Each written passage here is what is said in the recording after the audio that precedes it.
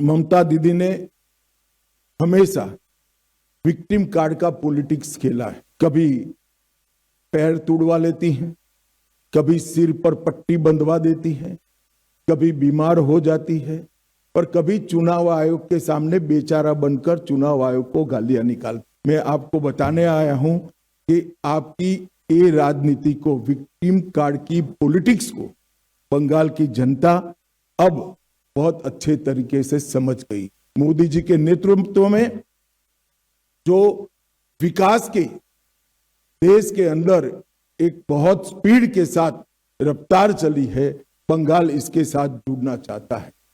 मैं 2014 से लेकर आज तक देश में जो परिवर्तन आया है इसके तरफ भी आपको बताना चाहता हूं।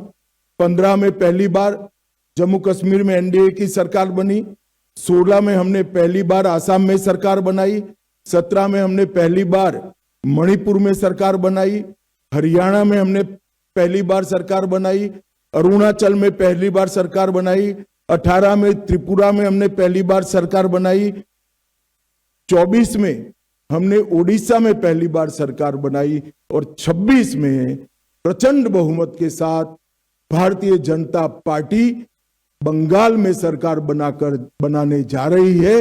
ये मैं बहुत स्पष्ट रूप से देख रहा हूं। बंगाल जीतने के साथ ही एक बहुत लंबे अरसे के बाद अंग, बंग और कलिंग तीनों जगह एक पार्टी का शासन होने जा रहा है।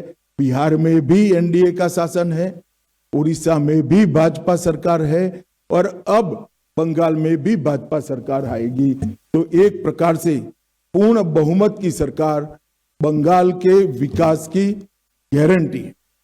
मित्रों, ममता दीदी ने हमेशा विक्टिम कार्ड का पॉलिटिक्स खेला है। कभी पैर तुड़वा लेती हैं, कभी सिर पर पट्टी बंधवा देती हैं, कभी बीमार हो जाती है और कभी चुनाव आयोग के सामने बेचारा बनकर चुनाव आयोग को गालियां निकालती। मगर ममता दीदी, मैं आपको बताने आया हूं कि आपकी ये राजनीति को, विक्टिम कार्ड की पॉलिटिक्स को बंगाल की जनता अब बहुत अच्छे तरीके से समझ गई।